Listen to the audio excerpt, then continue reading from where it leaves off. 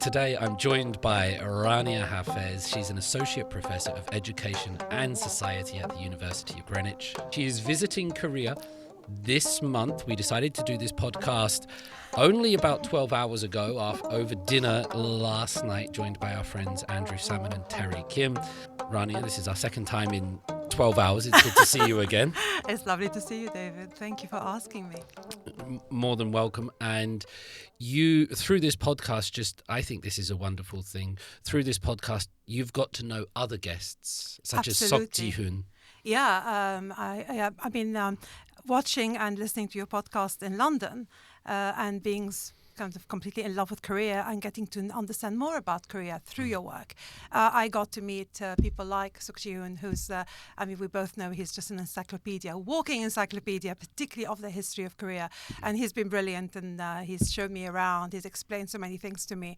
I think I've learned a lot. I'm looking forward to meeting other guests that you've had, like Jocelyn Clark and others. So I've been kind of following your podcast and making a note of all these people I'm going to just talk. Absolutely. And it's nice that guests do that, and it creates connections. Elizabeth May, another person, she was telling me that she's been communicating with Ji-hoon about the same thing. So, amazing. So it does work, it does create connections. I think it's more than create connections. I think it's almost like you open a door or a window onto, for us, particularly English speakers, understanding Korea. So Korea is now, I think, is it, not talking about Hallyu Wave, it's more than that, I think it's become, as I call it my Narnia, the new Narnia that everybody wants to discover, and everybody thinks they're going to discover something about themselves there. But your podcast allows us to get an understanding of more than what we see, say, whether it's K-drama or film or pop. We get from you, from your kind of both your eyes, your gaze, and the gaze of your participants, of your guests. So we get to really reconstruct Korea in a very complex way. So it gives our love for Korea far more depth and far more meaning, and it allows us to think of new ways we could explore Korea. I've never heard Narnia discussed in such a way, which is good. And I've been thinking about the title of this episode as The Lion, the Witch, and the Lebanese Wardrobe, which is it's very... Korean wardrobe, I think. Which is very apt considering your fashion today. You look fantastic. Oh, thank you so much. Let's start, Rania, with this idea about a crisis of meaning in modern life. Because you've already touched on this. Does visiting Korea shift or reinforce your ideas about meaning in modern life as you navigate the streets and the life here? How does that affect your views? I think you and I both work with students, people who we think are looking for meaning as well as knowledge. So I think what I've seen, and I've been a teacher for 34 years, and although it's at university, I still call myself a teacher. I think there is a global crisis of meaning. It is connected with particularly our idea of identity, who we are, what is our identity made up of, to what extent does our history or our imagined histories, I'm thinking of imagined communities now, help in making that identity. But there's also a crisis of capitalism. So by that I mean the fact that capitalism has led to this atomization of the individual and the world. So we seem to be coming together in these large urban areas, but at the same time we're all, to quote Keir Starmer recently, an island of strangers. He didn't say it in a positive way, and I'm not quoting Keir Starmer, the way he said it wasn't right. I think it's more to do with capitalism and commodification of all aspects of our lives. So even with being a teacher for 34 years, I've seen how, whether it's in further education or higher education in the UK, how the relationship between teachers and students have changed, the way that the seeking of knowledge has become a commodity to be bought and to be sold. And I have been privileged to do a few sessions here at both Yonsei University and Seoul National, but they were just a visiting guest speaker. So I haven't got to grips with exactly how the students here are reacting to that. But just by being in Korea, walking around, just watching how people are living, how they're using public transport, how they act in the shops, I think it has reinforced for me this idea of a crisis of meaning. People may not be aware that there's a crisis of meaning because the meaning to them is, I'm working hard, I'm going to get a job, I'm going to make money, I'm going to be able to do all of this. But by being very busy in these existential kind of elements of trying to survive in this kind of capitalist commodified system where you're both a commodity and a consumer, you're selling your labor as well as you're consuming what the society is producing, there seems to be very little more to that. And even those students who come to us to study at university, a lot of the questions I get asked more than ever now is, what job can I get after this? And usually my answer is, that's not for me to tell you, that's for you to figure out, and how you sell yourself to employers. And if you're doing an MA, it's for the sake of knowledge. I think I've gone on a tangent now, but coming back to Korea, to where we are. I don't know Korean. I'm learning Korean, but I'm fluent in the classroom. I'm rubbish as soon as I leave the classroom. I forget all the Korean I've learned. Not exactly fluent. So I feel that there's a barrier for me in terms of really understanding the mindset of people and talking to them. But I do try and talk to people using English. I'm assuming a lot of Koreans do learn English at school. And I think I've probably traumatized half of Seoul because I talk to complete strangers and they seem to be taken aback. But just observing, and I think part of my being a sociologist, to observe behaviors. So what I've observed is really, the word that keeps coming to my mind is the atomization. Observe them always on the mobiles, even in the lift.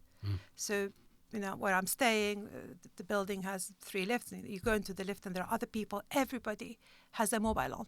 And no one says hello. No one says good morning. No one says have a nice day. Nothing.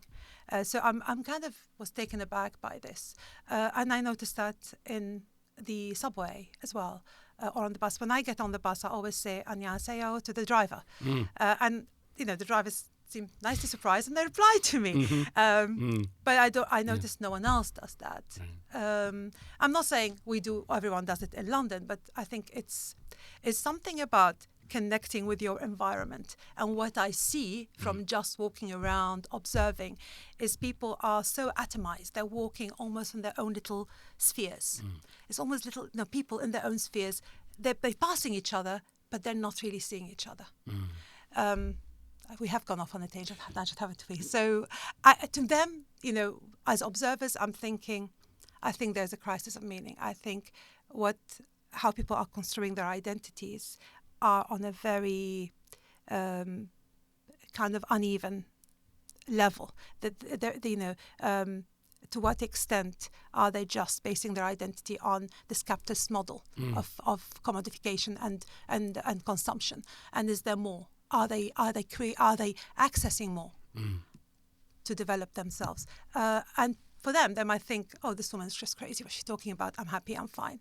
But we will see that probably in the future in issues around suicide rates, in issues around marriage breakups, in issues around probably the elderly and care for the elderly, in issues around climate change and looking after the environment. There are so many things that demand more than the capitalist model for us to make a positive impact in the world. And as a little bit of context for listeners, when I came to meet you outside this studio, you were sat in a park with 3 Korean ladies who you had just met for the first time, and you were having a wonderful time, and they wanted your phone number, and you seem to make friends wherever you go, and you seem to find value in that idea of connection, in that idea of reaching out across the individual barriers that we have between us. You mentioned Keir Starmer, another British person, going back a few centuries, I must add. John Donne said that no man is an island, and that seems very apt for this. A couple of things here, Rania. One would be, what is a crisis of meaning? Because we've used these words and we've talked about it, but did we have meaning in the past and now meaning has disappeared? What is this meaning that we're lacking? Because I think we can understand an economic crisis, we can understand a population crisis that's very sort of visible, and intuitively we can get to grips with it. But a meaning crisis feels a little bit more abstract. It feels as if it's reaching towards the sacred, the religious, the spiritual in terms of meaning. And also, well, let's start with that before we talk about capitalism and what's that. So let's go to the ladies outside in the park, because what they were trying to do is kind of convert me to some kind of faith group that they belong to, which is very interesting. Without knowing your own faith. Without knowing my faith, which was fine because, it was some kind of Christian thing. And I'm a Muslim, but not just a Muslim. I come from Lebanon, which is the country I think most mentioned in the Old Testament. And Jesus' first miracle was in the south of Lebanon, in Cana, where he turned water into wine. So this is my Korean joke, mul into sul. So... Sorry about that. Yeah. It's like a dad joke, a mom joke. And I think that what I could see from these women, so one is the connection, and then let's go to the meaning. So as I said, a lot of the people, when you and I say there's a crisis of meaning, a lot of people would say to us, what are you talking about? We know who we are. We know what we're doing. But talking to particularly... I'm thinking, these women have made sense for themselves by looking into that kind of faith group they belong to, because they're trying to figure out why are we here, what's going on, how do we deal with major issues in the world, what can kind of save us in this case. And I think probably from the moment humans kind of woke up and had consciousness and thought, oh my God, what are we doing here? We've always been trying to figure out. So I think the crisis of meaning goes a long time. We've always been trying to figure out, why are we here? And I think the why are we here is now different people are trying to answer it differently. And some people aren't even trying to answer it anymore because it's just easier not to answer it. But I think, so going back to looking for the esoteric, I think we talked about that last night, the thing that's intangible. So people do turn to faith. They do turn to art, to literature, to music. When yesterday I met a lovely musician, Lee Jong-chung, Jonathan Lee, and we were talking about how you don't make music for a particular purpose, you make music for the sake of music. You make art for the sake of art. I have friends who are painters, for instance, or ceramic makers. And when I say to them, why are you painting this? I say, I don't know, you just paint. It's just something that you have to do. It's an expression. So I think as humans, we've looked for trying to make sense of why we're here. Where are we going to? What happens after we disappear? Which I think is probably the existential worry of anybody who's human. And is it a new crisis of meaning? I think maybe we have had times when people actively searched for answers. What concerns me now is that the place where people search for these answers, whether it could be community groups, faith groups, I hope the academy, universities, schools, these spaces where we look for meaning through looking at knowledge, through getting the knowledge of the best that has been said and thought and written that is human, they have been subverted to serve a capitalist system, which is far more interested in outcomes, far more interested in how are we being used to our optimal. So this is where, because I'm an academic, because my world is the university, academia, not in a way that is an ivory tower, because I think I've never thought of academia as ivory tower. I think right now, with that subversion of knowledge, with that subversion of the seeking of knowledge, we've become straw huts. We will, a little bit of wind and we're disappearing. And, there will be issues around people being able to pay and payment and all of that. So, but also the space we have, like academic freedom, the ability to discuss difficult issues in universities, that is being threatened everywhere. We see that whether in the US, in the UK, I am not sure to what extent this also happens in Korea, where other issues are encroaching on that space where people looked for meaning. So I think this is where I feel the crisis of meaning is. It doesn't mean that we've run out of meaning. I think, the places where we used to seek meaning, whether it was in little groups and community groups, the way community comes together, schools, universities, the places where we made meaning as well, are being threatened and are being crushed upon. One of the questions I've often asked people with more experience than me is that, did politicians used to be better than this? Because when I look around, I wonder if I've just grown up and realised that Santa Claus isn't real. Yeah. Or are we seeing a deterioration in politicians? Because it feels like that, whether they're from a left or a right, that we don't really get much meaning from politicians. And there's a presidential election coming up in South Korea, and I believe they'll talk about statistics and quotes and GDPs and facts and figures that are very important to the country. Yeah. But I wonder how many of them will talk about meaning. We'll talk about what we're meant to be doing and what our broader fundamental goals are, irrespective of whether we achieve certain financial figures by a certain month or not. Oh, I agree. I am older than you, and that's a good way of you saying you are older than me. That you must know. And I am much older than him, by the way.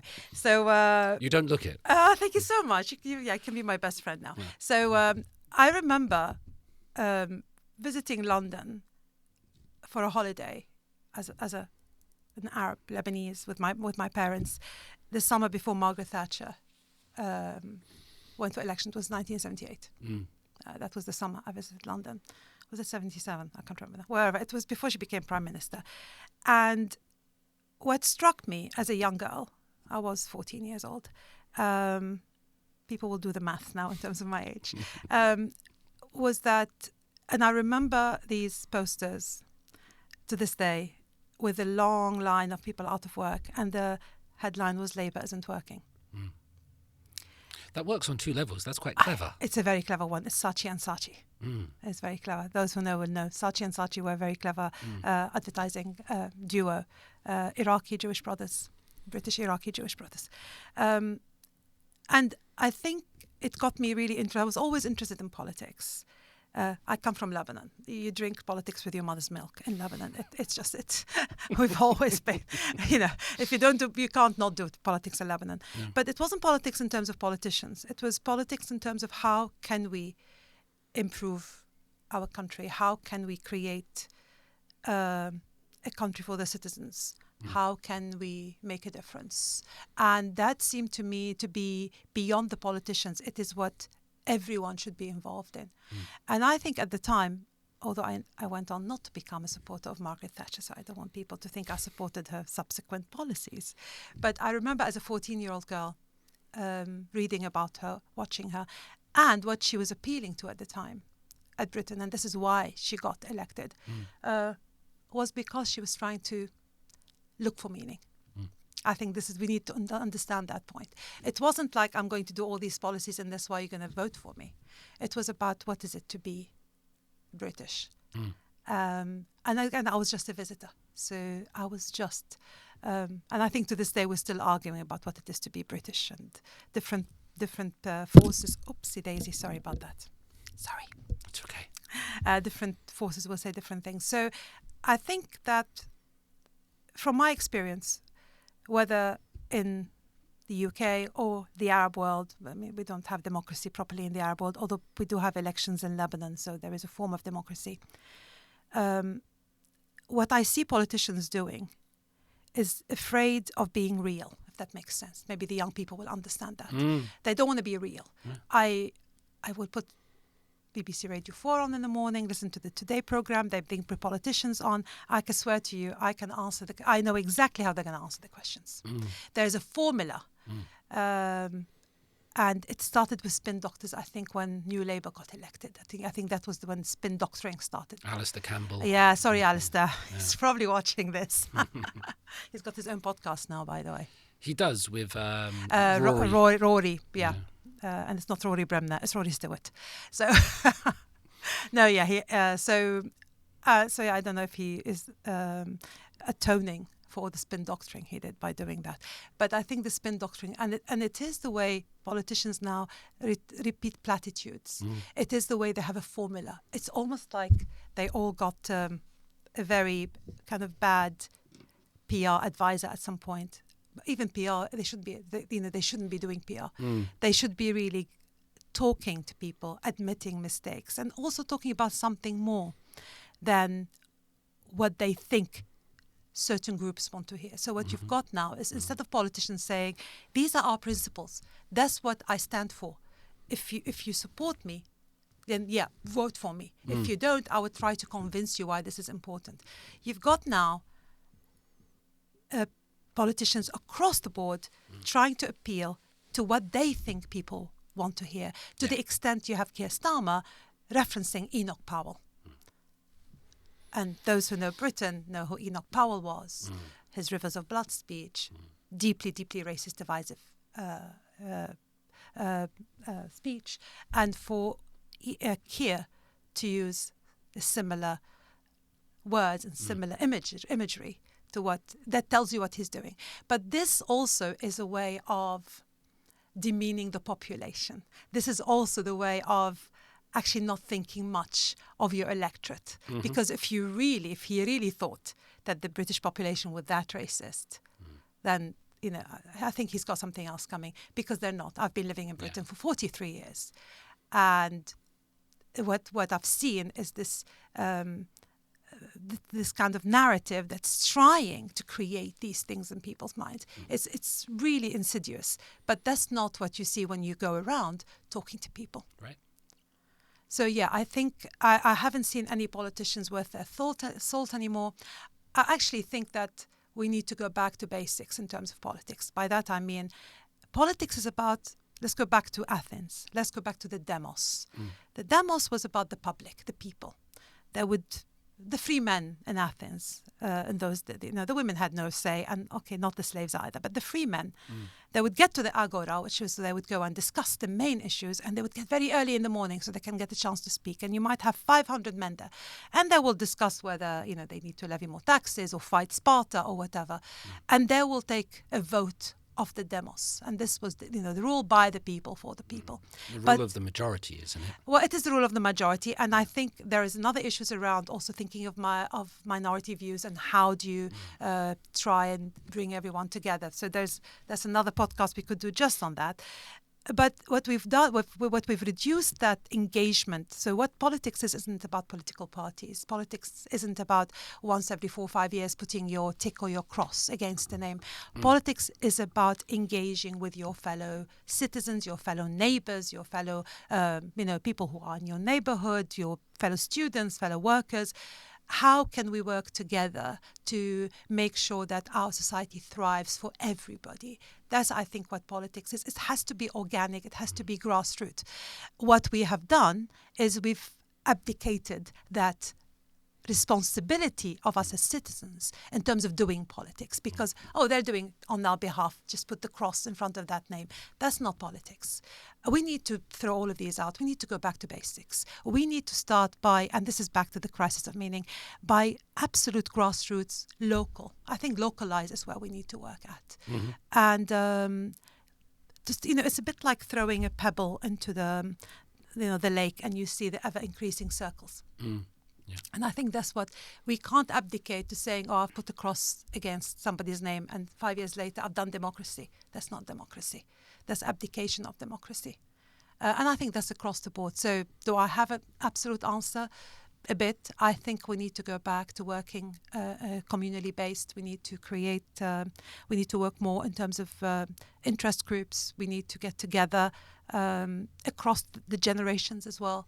And we need to have a lot of discussion. We need to have a lot of debate. And actually, we do have some forums like social media now, not the bad social media, but there are ways of, and I think some of what you do here is a way of enlightening people. And there will be other people who will be doing other podcasts and kind of engaging. So yeah, I would call on particularly young people. They need to lead the way. They are building our future. They'll be the ones paying for my pension, but not just paying with the pension. They are the ones who can make it a better world. And if we still abdicate to the politicians, we're not going to get anywhere, regardless of who wins the election in Korea.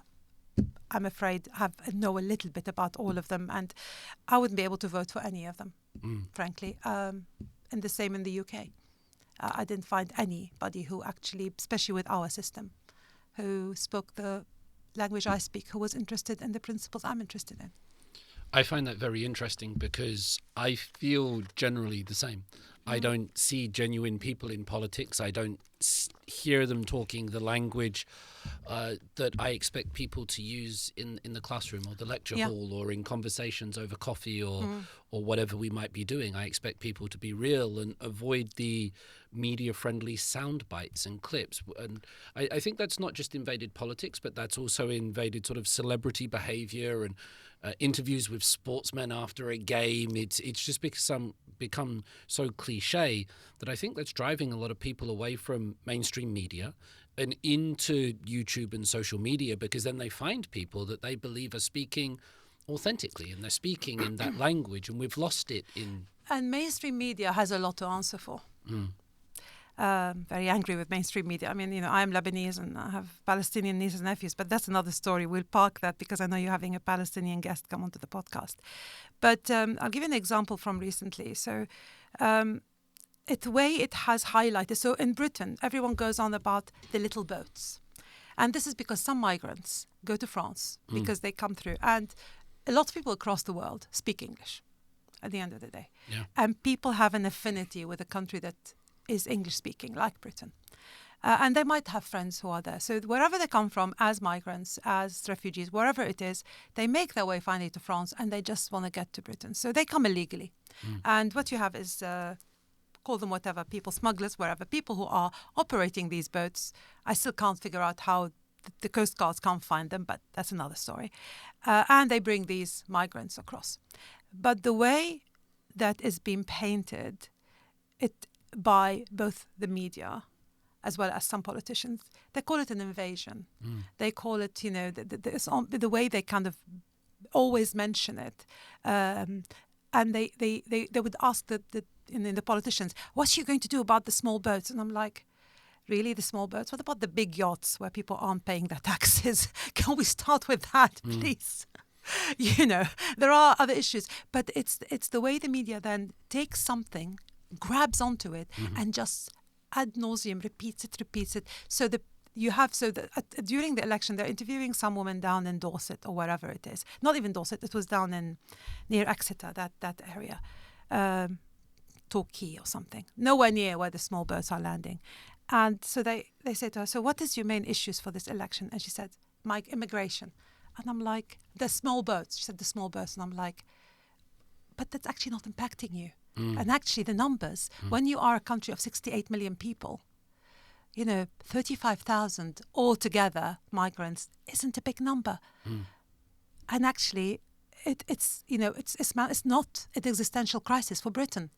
It might be an issue we need to deal with for whatever reason, because a lot of people are drowning in these boats. So the humanitarian crisis there. And they're drowning, coming across from Africa, but actually it's not impacting you. And somehow the politicians and the media convince this little lady that these small boats are an existential threat to her existence. And I get really angry about that, because the media very rarely puts it in context. So a country like Lebanon, 4 million people, taking in 2 million Syrian refugees, now that's a crisis. And we've managed it. Lebanon has managed it. The difficulty in Lebanon is a difficult case. But 68 million, 35,000 is not a crisis. And that narrative that's putting that fear in people's minds. So then we had the riots in London when there was somebody who was mentally unwell stabbed little girls who were doing a dance class to death. It was a horrific crime. And for some reason, someone put it out that he was a Muslim refugee who came on a little boat. And we had, demonstrations and riots. Mosques were attacked. Some rioters tried to torch a place where asylum seekers were being kept, a hotel where you keep asylum seekers. They tried to burn it down. Ordinary humans don't behave like this until you have primed them. And the media is absolutely culpable, along with some politicians, in the way they have, instead of dealing with real issues, instead of being real, hang on to these sound bites because it's easy to prime people and it's lazy, but it's also quite dangerous. Again, we've gone off on a tangent, I think so. And we're already going into very political issues, but the political issues are interesting, and they would be different in each country. The media is driving narratives that are not always representative. I think transgender issues would be similar. We spend a lot of time talking about transgender issues, and as a percentage of a population, it's very few, and we're missing the bigger questions a lot of the time. I think what you say about priming people is interesting. Carl Jung in The Divided Self, in that book, he says that, of course, there are some people that are mentally unwell and they are sort of visibly so, but then he says that a large percentage of the population are sort of dormant and they are waiting to be activated by certain things, and that happens more predominantly when they're in a mass. They lose their individuality and they sort of take on this group or herd mentality, and they will do things that they wouldn't do as individuals. So the question that I would put to you next, Rania, would be, why does this take place? For what purpose is it to drive narratives? Is it to avoid us talking about meaning? Do they make us fight a culture war so we don't fight a class war? Does this bring us towards... Oh, I love that. I love your question. I'm going to go back to class. Good old Stuart Hall, God rest his soul. Class is the most important signifier and the most visible yet invisible signifier, because we don't know how to talk about it. And I would take it to Bourdieu and thinking about more complex aspects of class, which is to do with cultural and social capital. We'll leave Foucault out of it for now.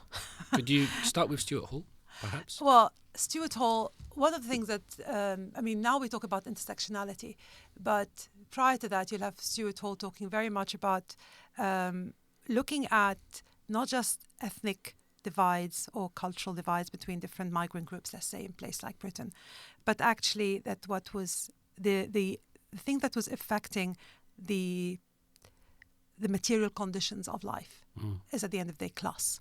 And class is your access to resources.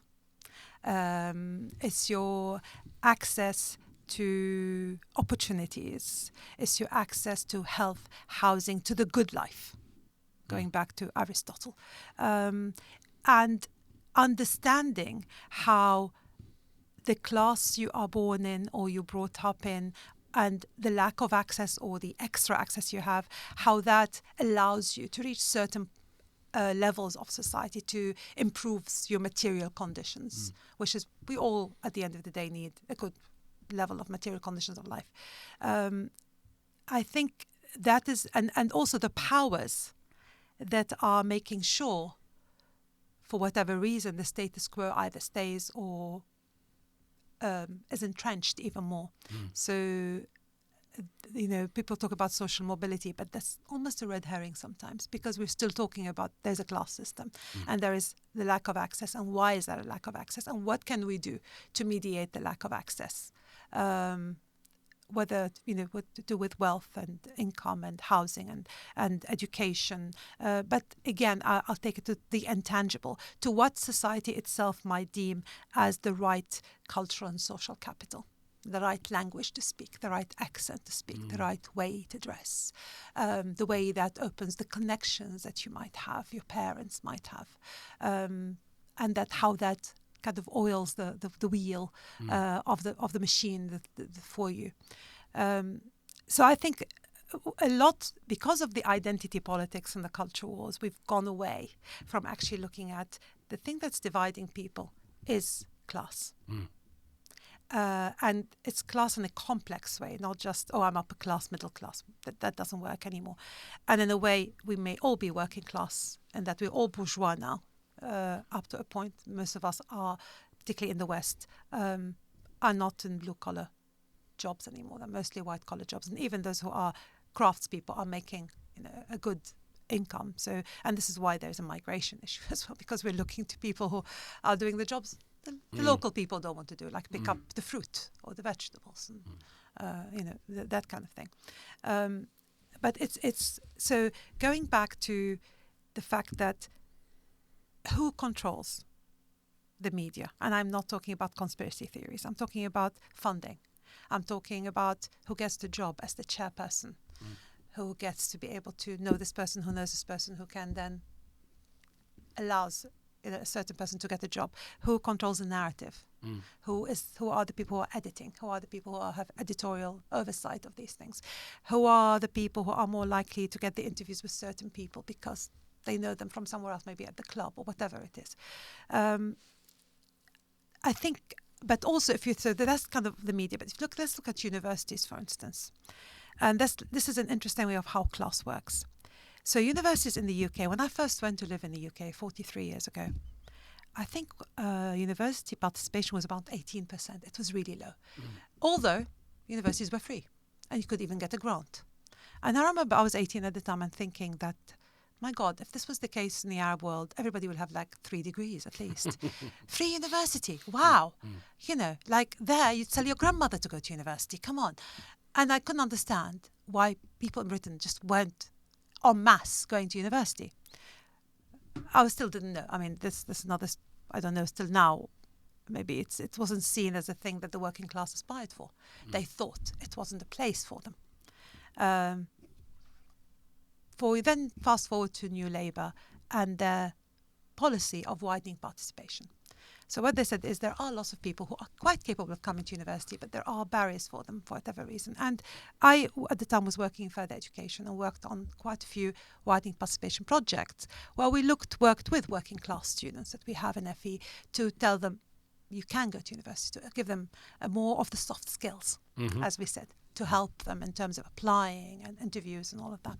Now, when that worked really well and you widened participation, you went up to about 45%, participation in universities, what happened in the job market is that they devalued the qualification you were coming out of.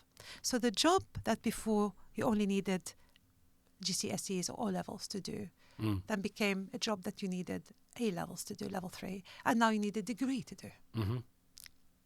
And I have a colleague, Professor Patrick Ainley, emeritus professor now, who likened it to running up a going down escalator. So what happened is the capitalist system redressed it. So there you are getting your degrees, but guess what? They're not going to give you the job you aspired for. It'll give you the job that, 2 generations ago, your aunt who just had 3 O-levels was getting. Yeah. It's an inflation almost. So there is an inflation of qualification, but it is not the fact that we're not teaching them well. It's the job market has shifted. So that's the interesting thing. And Professor Alison Wolfe wrote a very old book called "What is Education For?", where she actually breaks down the connection between education and the economy. She actually said it's not education that brings up the economy; that the economy is separate. So you can't pimp.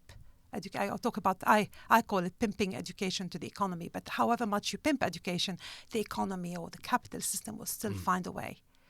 So I know we jumped from class to this. So although we look like we're bringing more people into what is the middle classes by giving them qualification, but the material conditions, we all improved a little bit, but it's still not as they thought it would be. So there is still a discrepancy between the levels. What would happen if we talked more about class? Many theorists and thinkers have spoken about this. Daniel Bell, Mark Fisher, was famously ostracized from the left for saying we need to stop talking about identity and go back to class and community and the very words that you're using. What would happen if class were spoken about more? What would those conversations be like? Because I agree with you that we talk about a national GDP, we talk about sort of unemployment rates, and we will talk about minimum wage, but at the same time then we'll talk about the equality of all people and the universality of our experiences and nationalism, and so we don't really talk about the, as Stuart Hall might put it, or Pierre Bourdieu, the differences between us in terms of our availability of resources and opportunities.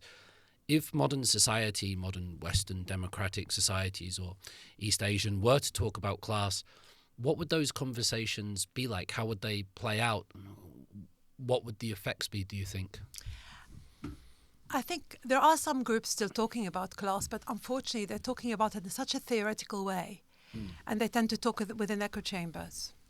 And the left does that a lot.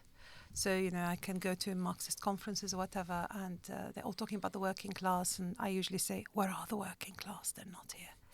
Academic conferences, really? Yeah. So I think we need to be more like barefoot academics, the way I see it. We need to be outside talking to people. I was at a conference in Thessaloniki, education conference last July, and we were discussing important things around schooling and the curriculum. And it was a comparative education conference from across Europe, so it's the Comparative Education Society of Europe.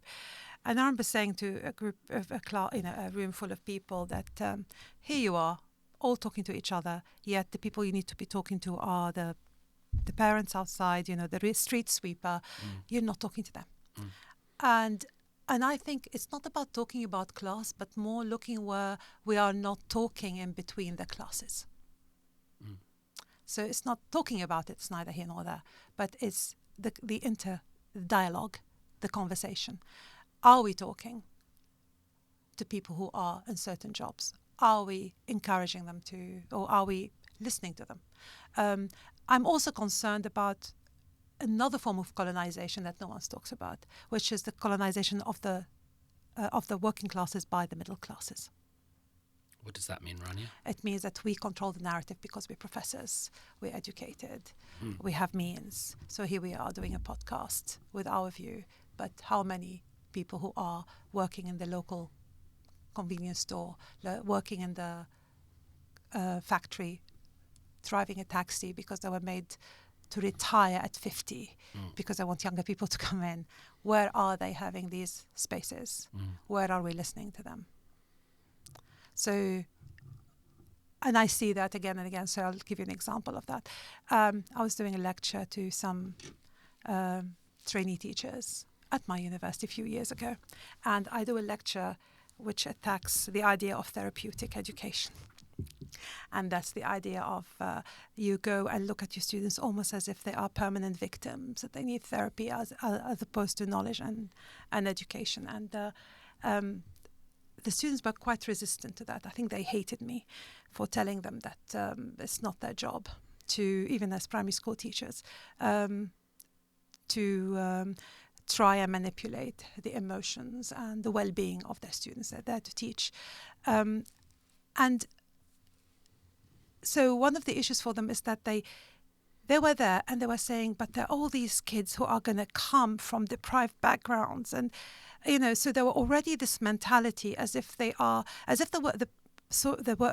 middle classes, have donned a cape and put their knickers outside their tights, and they're sweeping in to rescue the working class, which is this is part of the colonization, this mentality.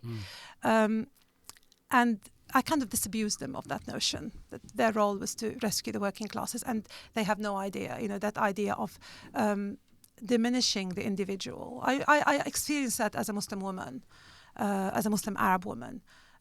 Somehow, I was told, would you like to join a mentoring program? You little ethnic minority. And I'm like, no, you fixed the obstacles in your institution. I don't need mentoring you, whatever. Don't add insult to injury. How dare you?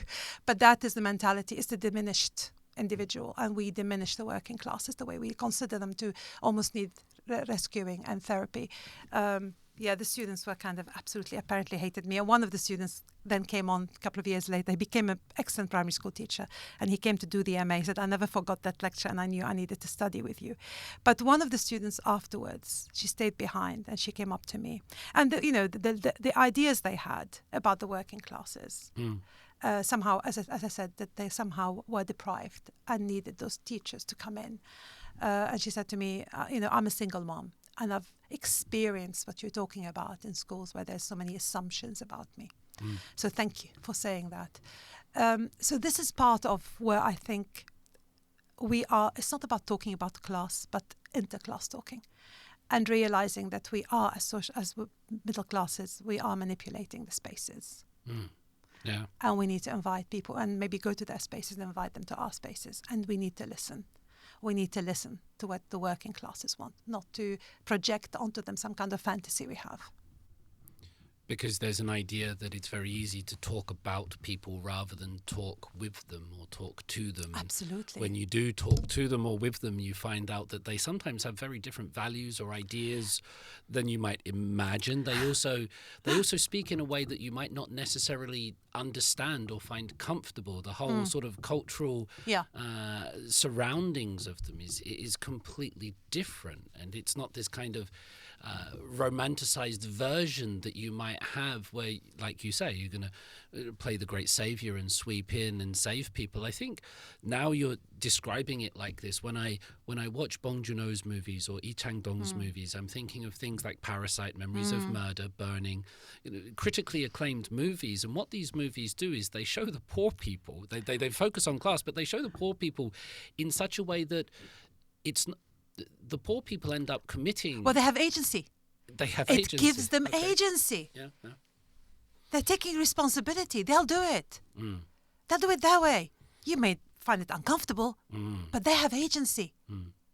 And they're aspiring to this.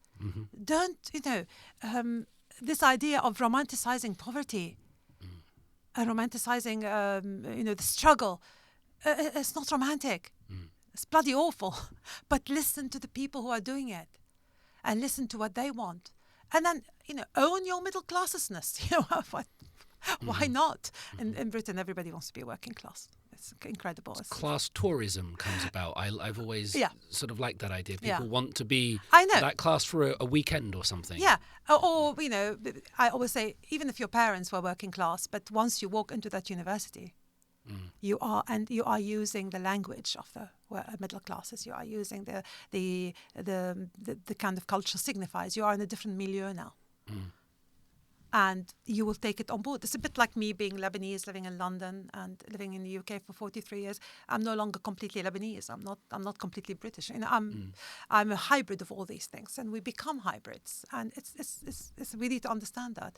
But so back to the class, I think we need to understand access, barriers for access, who's controlling them, the narrative, who's controlling the finance, who's controlling what is acceptable and not acceptable, and where are these spaces and who's listening to whom. And this is all part of taking politics to the grassroots again.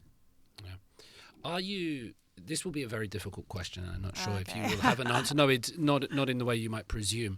Are you sensitive to class here in Korea? Because I would imagine that in London you're very finely attuned, and you can go from a classroom to a bistro and to various social events, and even the names that you mention make it apparent that you are used to navigating certain elements of society. Here in South Korea, I just wonder that people might not be as finely attuned to class when they're visiting or when they're coming in. How do you see class here in South Korea, Rania? Well, I think what I did is I read a lot about South Korea in terms of history. Yeah. So I kind of read every historic book on the history of South Korea. And the Daniel Tudor book, I kind of read it listened to it about 25 times. Yeah. It's a good one. It's the a very good one. Country, I believe. Yeah. So I kind of literally listened to it 25 times. So I can almost recite that book. But I've read other things. That's another person I need to meet. I think so. I had already an idea of the development of Korea. So I came primed, and I'm a sociologist, so I'm kind of primed to look at these things. I've only been to Seoul. I love Seoul, and there's so much to do in Seoul. I've only been twice, and it's only been Seoul that I've seen. And I think it's fair to say that the people I know in South Korea, if they're Korean, they're probably the old Yambang class, right? So they are. The elite in terms of the access to, and I'm not talking elite in terms of wealth, I'm talking in terms of education and background. So in terms of, my background, Lebanese families, is that I come from elite families. It's nothing to do with money. It's to do with a kind of different social capital, to do with ancient families or completely rooted to a particular area and all of that. So I think what I've noticed here, so I was very clear to me, because I read about, and from Daniel's book, how workers are retired early to make way for the younger, cheaper, and to take away that issue about somebody staying in a low job, whereas the younger person now, this kind of hierarchy issue. So I think I talked to a couple of people about seeing that in effect. I also went to, was it Yangpungdo? Walked around that area, seeing a lot of the condemned buildings, but seeing a lot of the gentrification coming up. Not that I'm against nice cafes and things, but you keep thinking about, okay, when this comes up, who's being pushed out? I wish I could speak Korean fluently, because I'd really want to talk to the ajumas in the market, Yongpungdo market, walking around it and thinking about the lives of these people. I'd like to know more about how they make sense of things. What is it like for them? Where is it they live? I've been to Seoul Station. I've seen the homeless people outside Seoul Station, and again, I'm really interested in that. Why are they here? Where is the social net? The social welfare net. Why aren't they being caught by that net? So I think what I see is a lot of people working, particularly where I'm staying in Central Seoul. A lot of young people working really hard, rushing to work. I made friends with this lovely young woman. She's half Welsh, half Korean. Lovely mix. Brilliant mix. That must be a hell of an accent. That's brilliant. And yes, yo. I tried. Good one, David. Yeah, that's a good one. And she was saying, Sunday, she said, I'm going to go to work. I'm like, why? She said, I've got so much on. I said, but still. And that drive, and she was like, yeah, but I need to figure out, because I need to make money for when I'm older. And it's that being driven, that kind of, and you kind of feel, so it's not class in terms of, in this case, it's not class in the traditional way we think about class. So I have not been able to speak to those who are genuinely in the lower levels, the working class. They're not going to be able to speak to me in English. So I can't even claim to know their stories. I really want to know their stories, but I can't claim to know their stories. I don't know what the narrative is. I don't know what the discourse for them is. By default, those I'm able to speak with are already taking on elements of being middle class. And if you take middle class of being broad, access to education, access to being able to live where I'm currently staying in Central Seoul. So, but I can see that they're working their socks off for what is very limited, for what is really a very nice, very small place in what they call an office style building. And you think, that can't be the way you're going to live all the time, surely. You're already 34 or whatever. So you to them, they've got a good job. They're able to even keep a car. They're able to live even in a small place, but somewhere quite central.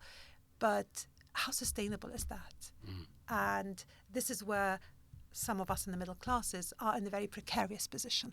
So I can see the precariousness of being a certain middle class in Korea, particularly for the young people. I hope that answered your question. No, it does. There's fabulous data that says during the 1980s, particularly the latter period, as the country came towards democracy, that around 70 to 80% of the country considered themselves middle class.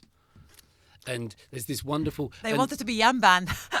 Well, they were poorer, but they were more equal in their poverty. But they were forward-looking, and they believed that if they had a place with 2 rooms and their children went to high school, that their next generation would have 3 rooms and go to university. So it was definitely more forward-looking in terms of class. I've heard this being mentioned, but I'm not sure where it was, which book it was from, that in the United Kingdom, for example, if we hear somebody's name, we can sometimes have a stab at what class they might be, and certainly if we hear their accent, Benedict Cumberbatch, and double-barreled surnames. Absolutely. And it also works the other way with our prejudice. We can sometimes predict what, or think we can predict what might be lower class names, and they're the subject of comedy skits and such forth, and accents as well.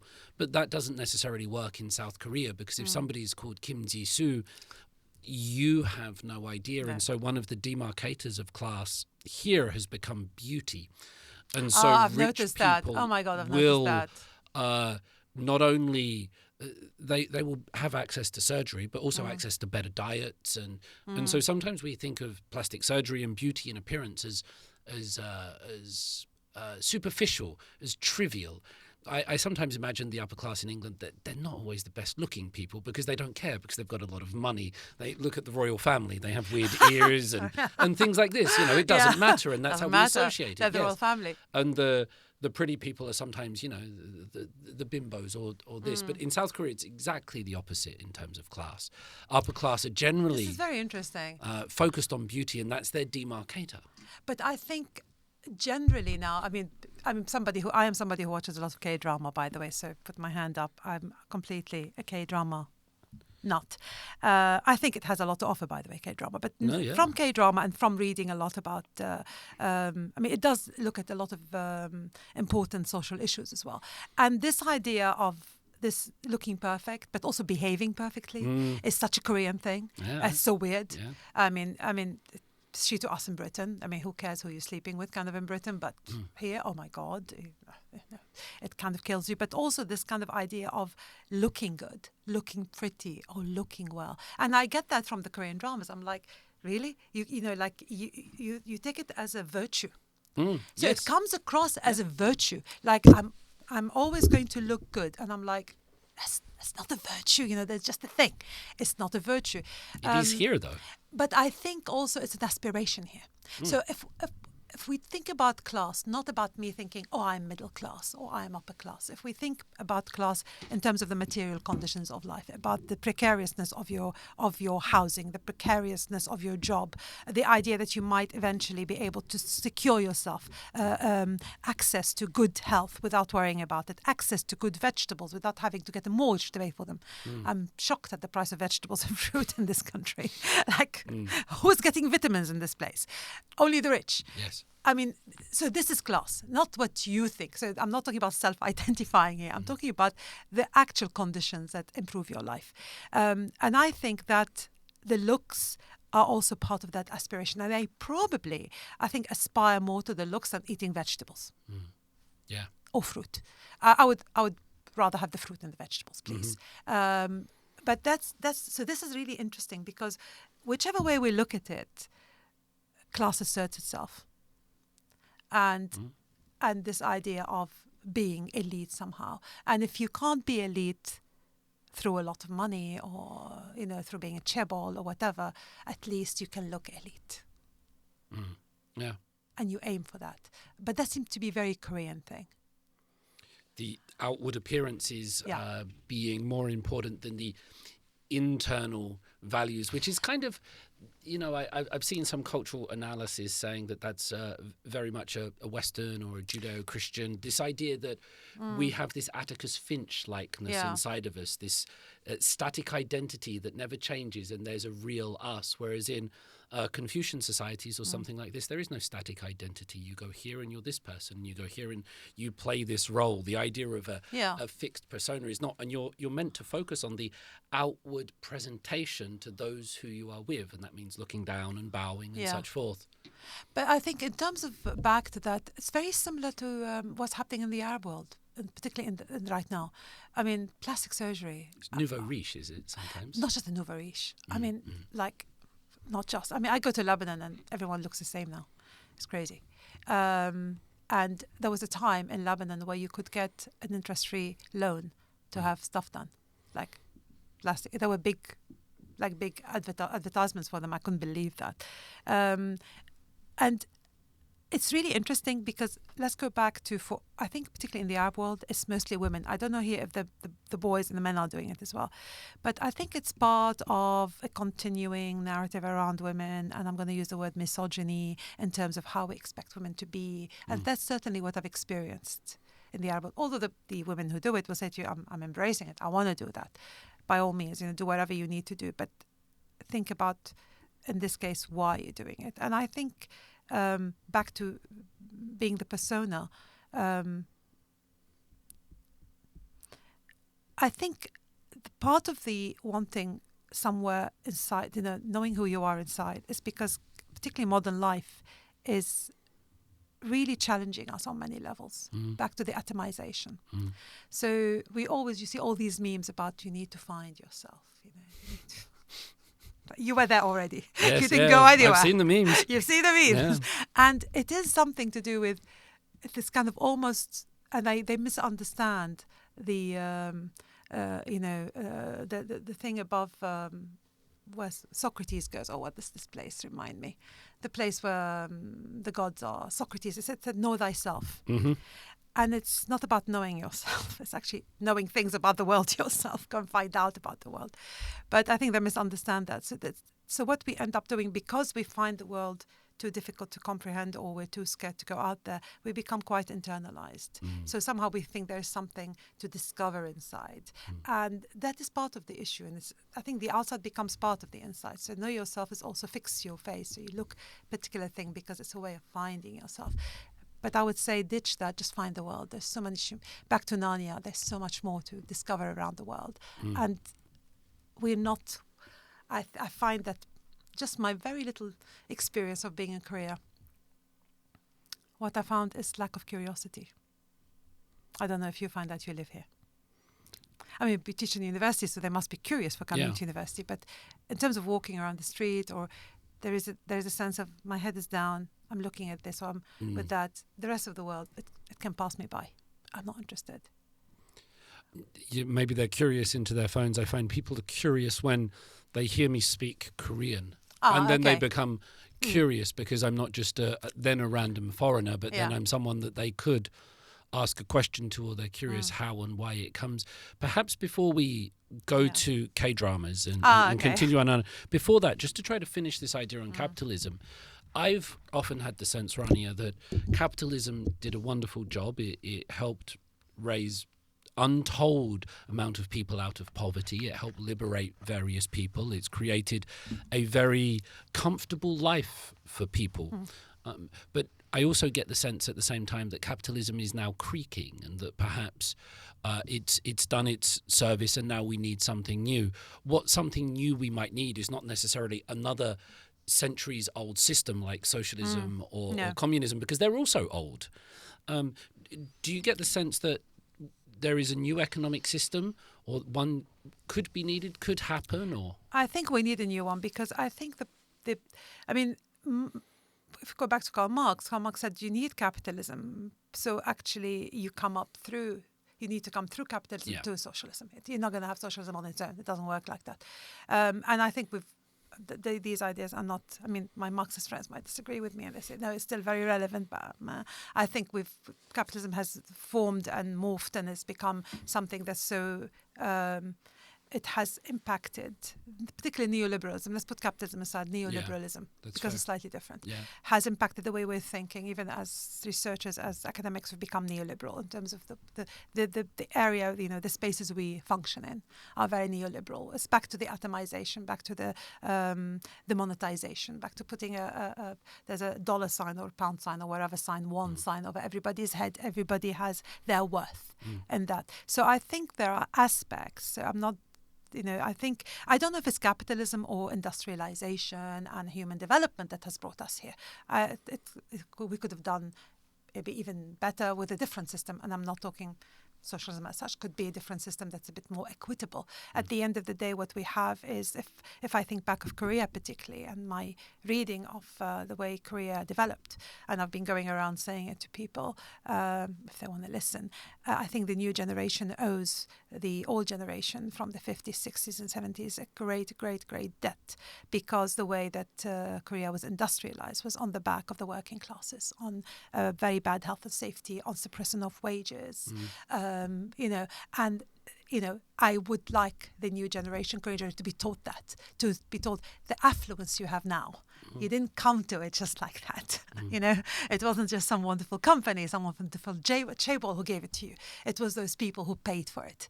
And they paid for it by, burning themselves alive or by actually dying in difficult conditions. So I don't think that capitalism did it on its own. I think that's a fallacy. We could have had different systems that could have done, there was a time when China was, back hundreds of years, was the most developed country in the world. And, I'm reading a Michael Wood book about China, which is, again, fascinating. And I don't think it was the capitalist system that did it. That was probably very much the Confucian idea. So I think that what we've got to as humans has been through knowledge, has been through knowledge exchange, has been through development. I think what capitalism has always done is always favored some people against others. It has always used some people and then got rid of them. I think we sit down. It was false security to think we are okay. We're going to be safe because we have a degree or we have anything. When we are no longer needed, we will be put on the scrap heap without a second thought. Do I think we need another system? Like heck, I think we need another system. We need a different from the neoliberal, because that is destroying the connections we have.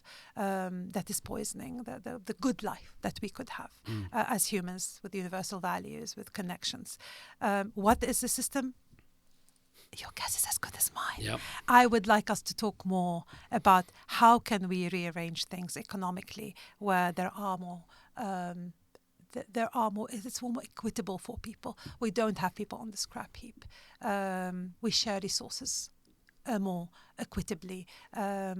We do not deplete the world and the earth and the universe, where we do not cheer because some people just took an 11-minute ride into space because, wow, it's something good. Where actually I'd rather spend 11 minutes with somebody working in a factory or whatever, or these homeless people, if I could speak Korean outside Seoul station and say, what's going on for you? What is it I can do for you? I think capitalism has shifted our focus, I'm afraid, and neoliberalism is doing the same. And I'm not going to give them any credit. I'm sorry, I disagree with you. I think we as humans are capable and we can do much better, but we just need to figure out how we can do much better. And I still haven't figured it out yet. So I don't know. We do need more thinkers. The amazing, I always forget his name, the British Korean economist. Hajun Chang. Yeah, thank Chang you Hajun. so much. 23 Things They Don't Tell You About Capitalism. People should read that book. And the Bad Samaritans. Read that. But let them read that book as well. Yeah. He makes a lot of sense because he is exposing what we have. So what we have is a bit like back to this Wizard of Oz. You know, there's a little person behind it. Yeah. Let's expose the Wizard of Oz. And for me, when I look at Korea, it frustrates me that those who paid the price for what Korea is now are not being acknowledged, celebrated, and paid back. Yeah. Because they're still sitting homeless outside Seoul Station, and they're still driving taxis, and they're still, working in Yongpido Market or wherever. They need their time in the light. Agreed. Some of my academic friends have criticized me for showing my students the movie Ode to My Father, which is like the Korean Forrest Gump in a sense. Okay. It's a very sanitized version of Korean history, but it shows the great sacrifices that people went through in the 50s, 60s, 70s. You've been criticized for that? Some people feel it's not the correct presentation of history and things. But there is no such thing as not the correct presentation of history, sorry. Yeah, exactly. But what, in terms of the effects that it has on my students when they realized what their grandparents and previous generations suffered, the point that you were making, that people stand on the shoulders of giants and such forth, and it helps them see people when they take the subway, when they go into a coffee shop, rather than seeing the old people as being in the way. It helps them see them as with more gratitude and empathy, which probably is a nice way to go towards this idea. What do you love about Korea? Or why Korea, Rania? Okay. Because as All a right. Lebanese lander, as all of this higher education that you do over there, you're walking around Yeongdeung-ho, you're in the parks outside talking to the old ladies. I love them. I love them. Why are you here? What is it about Korea? Okay, when people say to me, what is it you love about Korea? I say, well, when you fall in love with someone, do you know what you love about them? You just fall in love. Okay, so this is my analogy. I'm sure a lot of your readers have read The Lion, the Witch and the Wardrobe.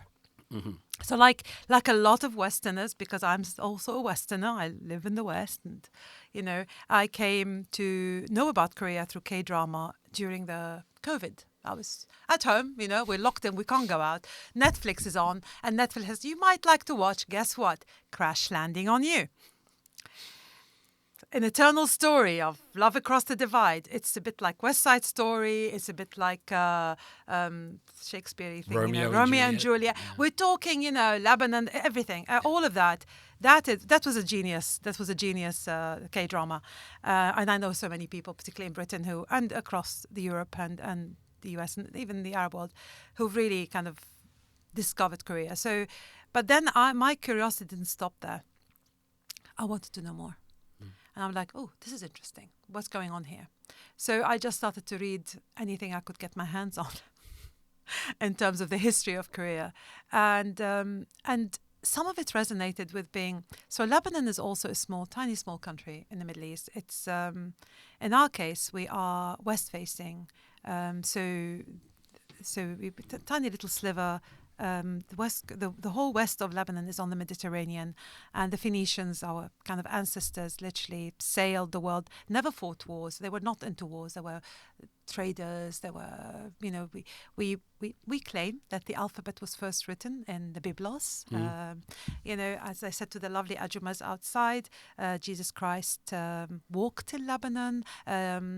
And before that, even Lebanon is the most mentioned country. I think it's 74 mentions of Lebanon in the Old Testament. I'm wearing my cedar tree, which is God's own cedar, which is also the cedar on our flag.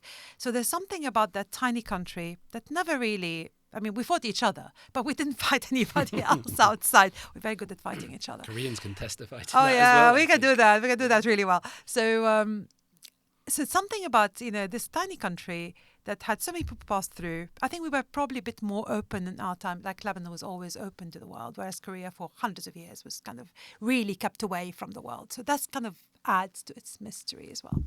So I somehow, I don't know, it's really funny. I kept thinking, I feel like there's an affinity. There's an affinity between Lebanon and Korea. And I was reading more and more. And then I started watching more K-dramas.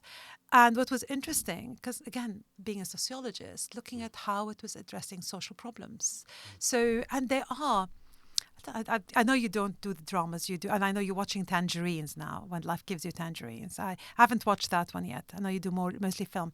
But if you think about the Greek tragedies, the Greek comedies, the idea of the Greeks putting on in Athens these plays because they were trying to look at some issues of being human, and you go through whatever the emotions are, the relationship, and at the end you have the catharsis. Yeah. You leave that, and I love that about K-dramas. They literally will have everything. They'll have some tragedy, some comedy. I mean, they try to do a little bit too much in some of them, and then they come to a denouement at the end, and that they've solved the problem. There's always some kind of bit of romance tagged on for whatever. It's fine. It's okay. It's good. So I found myself being fascinated, particularly when they started addressing issues like, the incredible Attorney Woo. Yes. Yeah. So there's a lovely, so this is a shout out to James Quinn, wonderful actor in Britain, who keeps saying to me, can you make sure they have a second season? So sorry, James, I don't think they're going to have a second season. Extraordinary Attorney Attorney Woo. In Korean, 이상한 변호사 우영우, which is a strange attorney. In the Korean, which is weird, right? It's a great drama, though. I like that. It's a wonderful drama. And again, dealing with, the idea of being on the autistic spectrum in a very positive way, and the acting, everything. And actually what I love about K-dramas as well, and this is a shout out to all the script writers. They're brilliant. They are brilliant. And those who are translating, because clearly I am reading the translation in English, because they are really interpreting the Korean culture for us. What I found with falling in love with Korea is that it was like going to Narnia through the wardrobe. So, and I think when you and I met, you talked about women of a certain age looking for things to discover. I won't take it as an insult, David. A woman of a certain age. I know we're not looking for men.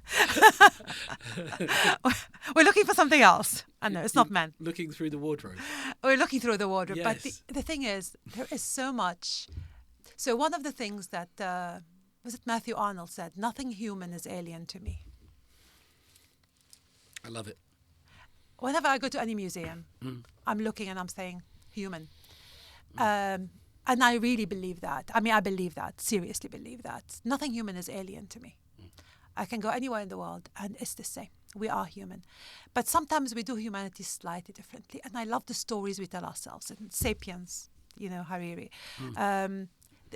we as humans, we are basically a brain with a nervous system inside this thing. That's what we are biologically. Yeah. Let's not kid ourselves. But somehow, through consciousness, we've transcended being a vegetable or a cucumber or whatever. We've become what we think sometimes is divine, but that's fine, whatever. And it is just fascinating that I don't want to go. So part of it is that I'm interested in humans generally. I love people. I love talking to people. That's why I said I do make friends everywhere I go. I like the stories people tell. I want to be. And somebody said to me, "Are you a tourist?" And I said, "Oh no, I'm a visitor." And I found almost like being insulted by being called a tourist. And I thought about it, and I thought, well, actually, I want to tour people's lives. I want to be in the mind. I want to know about their lives. So back to Korea and Narnia. Those who've read the book, Narnia is a magical place because it's place familiar yet different. Mm. And when the children go to Narnia, I was at the time also going through very, very deep grief of personal nature. And that was a place it worked really well in terms of I needed somewhere very, very different. Because the world was different when you lose someone very close. The world becomes quite alien. Mm. And then if you go somewhere else that's different but familiar, you're able to, maybe it's not a distraction, but it's adding, you add kind of to your horizons. And Korea provided that very theoretically. In terms of reading about his history and getting to understand, and then looking at I'm going to call it the caste system, which was the true bone system. That was very, very interesting as well. And I'm really interested in to what extent there are remnants of this in people's psyches and the structures that you have now. Mm-hmm. We do know that trauma changes your DNA, and there would have been a lot of trauma.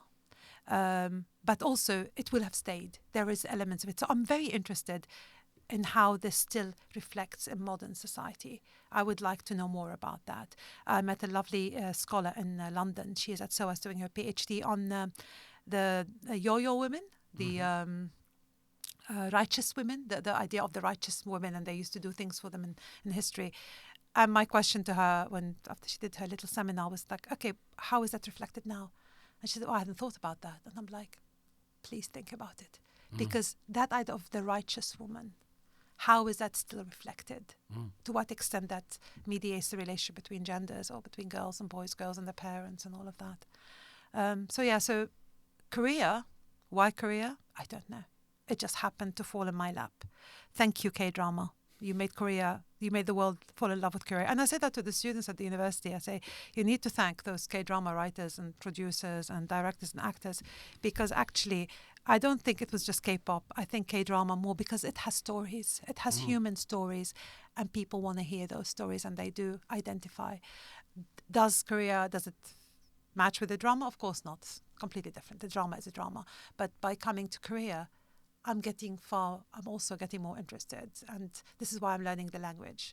I really want to speak to the people. Mm-hmm. I really want to hear their stories. And I'm really interested in back to the ajumas and the Yeongpungdo market and the drivers and the people. I want to hear them. I want to know why and what does it mean to them and what is it they're aspiring for.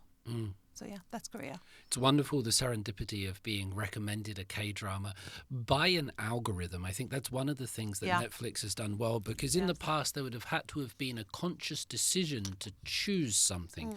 You go to Blockbuster Video Store or something like this and you say to someone, do you want to get a Korean thing this evening? And people might just say no.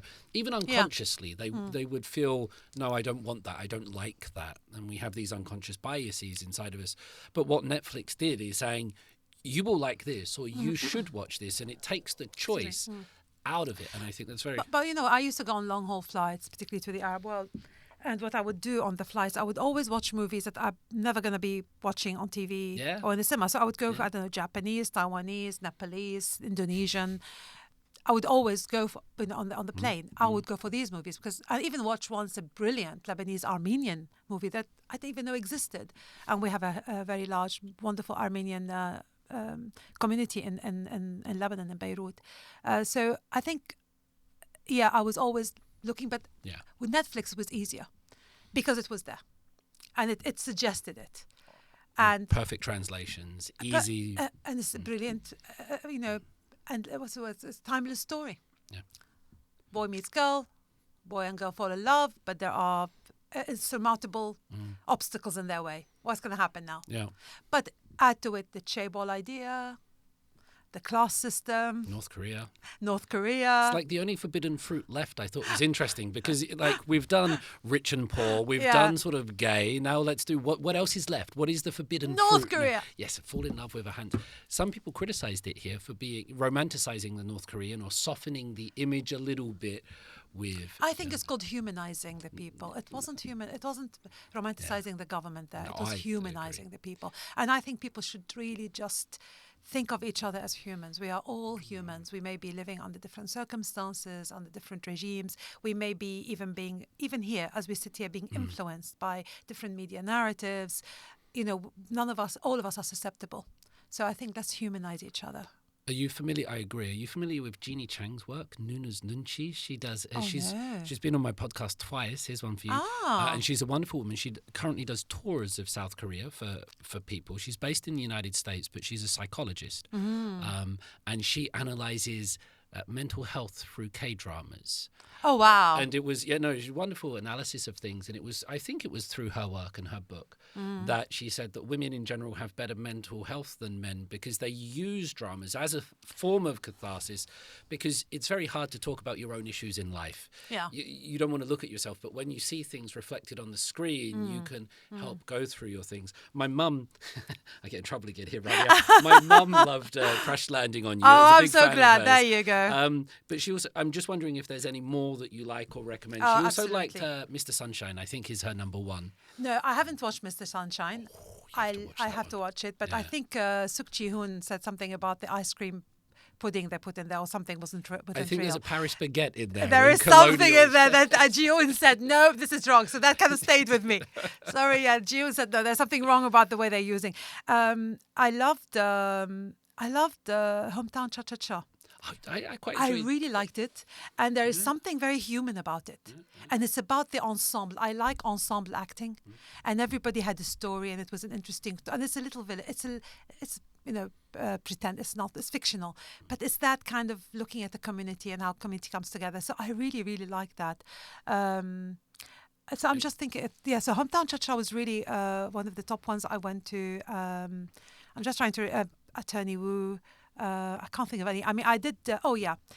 I have a great friend. She's a professor of education in Shanghai. I think she might be moving to Hong Kong, or she might already have moved. She teaches teachers at China Normal University in Shanghai. Zhang Wei, Professor Zhang Wei.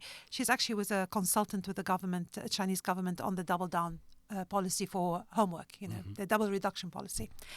And she was presenting at this conference. I was chairing her presentation in Thessaloniki, and it was about shadow education, which is the education that happens outside mainstream, and how shadow education literally kills education, because there's a story by, was it Hans Christian Andersen, about the shadow of the man who eventually kills him.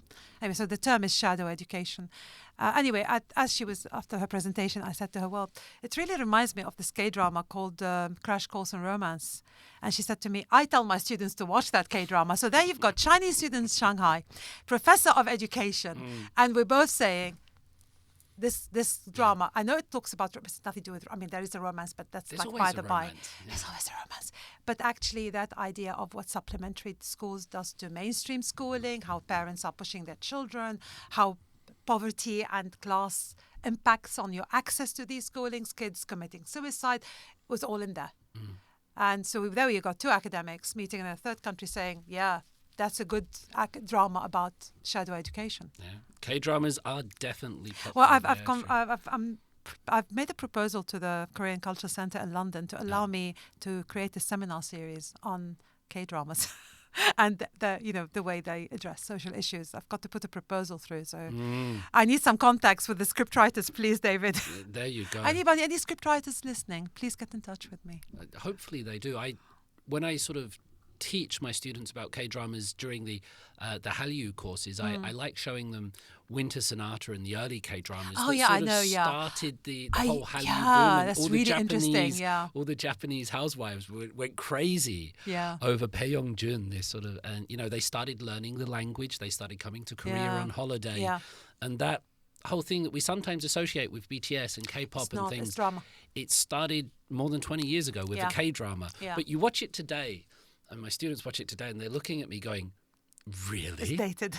It's still in that kind of Cinderella vibe, Yeah. I think. Yeah. But it's great that you like Hometown Cha-Cha-Cha, because Go Shin-mina, she's one of my favourite actors.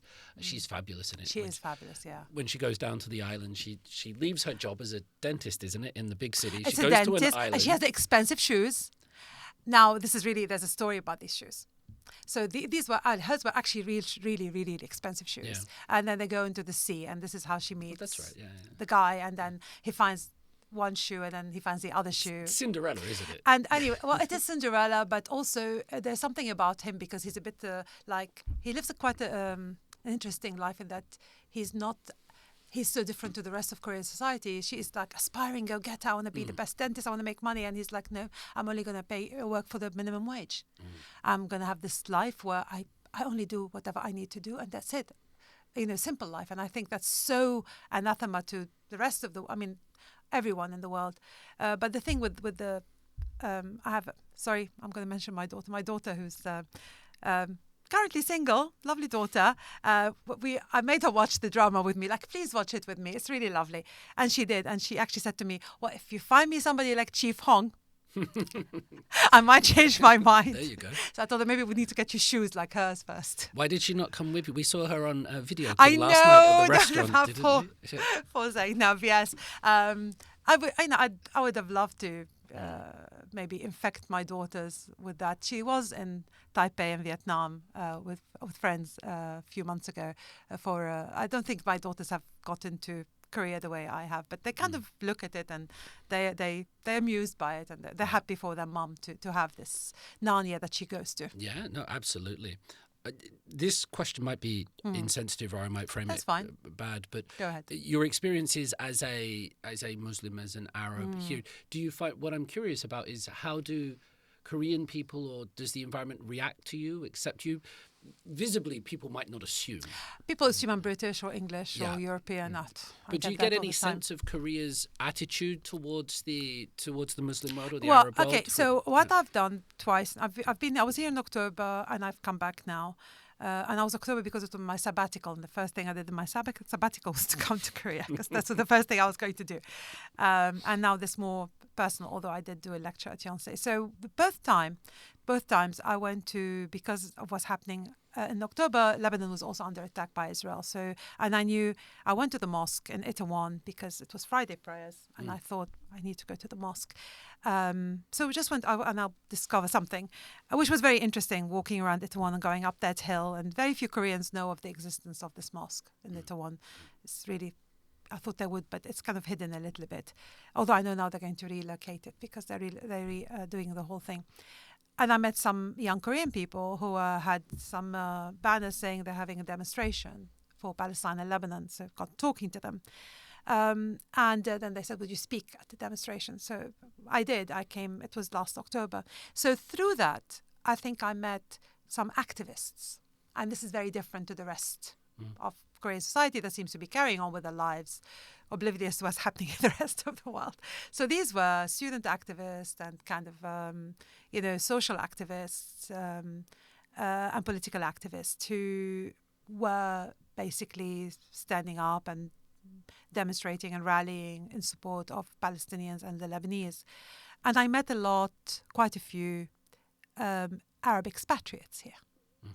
Some of them are students, some of them came as students and stayed to work.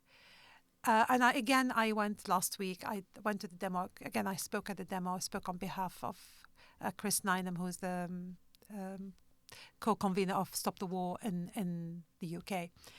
And again, I met another bunch of kind of students. There may have been students, but kind of also Arab expatriates in Korea.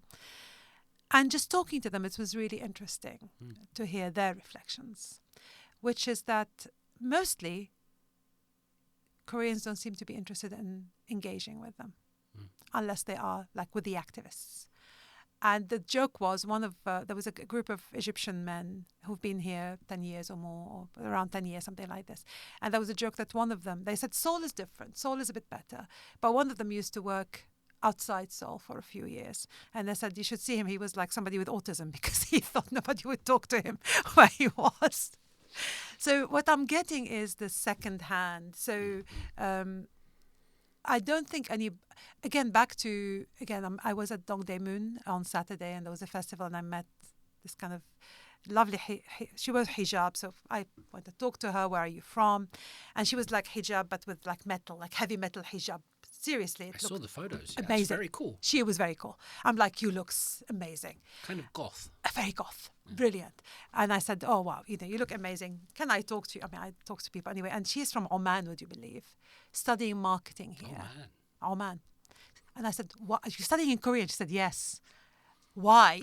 I mean, you're asking me why. She learned Korean to come and study at university here, studying marketing here. She's been here for 2 years. And again, I said, how was your experience? And she said, they don't seem to be interested. It's kind of quite lonely.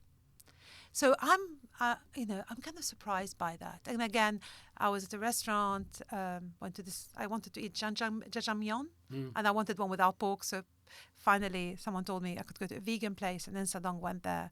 And this young lady next to me, she was helping me order. She's American. She's from the US, but she's of Indian background, so India, not American Indian, but Indian background. But she's, US person. Her first time here, she just got into medical school, so she treated herself for a month in Korea. Nice. I know, but she said, until now, I've been 3 weeks here, nobody's spoken to me. Welcome to Korea. And I'm like, you need to talk to them. So this is where I said, what I do is I just talk to people. So when these Ajumas outside want to talk to me, I'm like, yeah, bring it on. Let's have a chat. And I do. I mean, in the lift, I would say hello. And I actually said, to somebody, I said, why isn't anyone talking here? And this lovely young man said, we are shy. And I don't know if it's shy or if I'm not interested. I don't know the levels of it.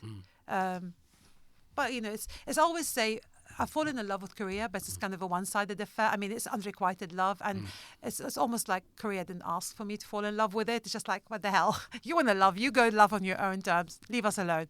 So I think there may be some of that. I'm not saying everyone should be interested because I'm here, but, and I make, as I said, I do go out of my way. I do talk to people. I'm interested. But from what I see from other people who've been here, there's been this sense of people are not really interested in getting to know them.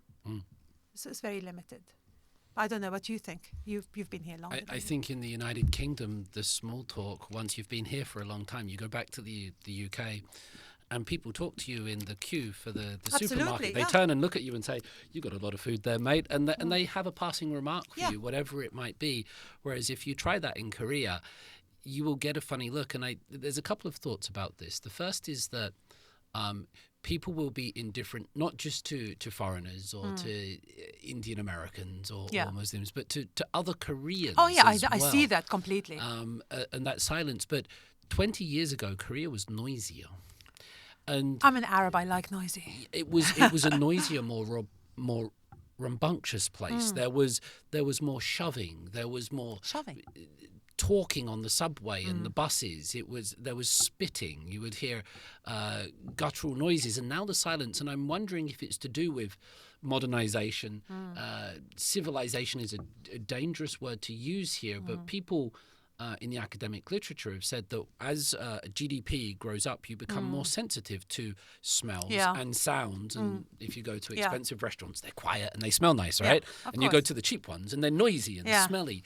And so Korea, as it's got richer, has essentially got more reserved, quieter, more like Japan went that way as it developed. And so people...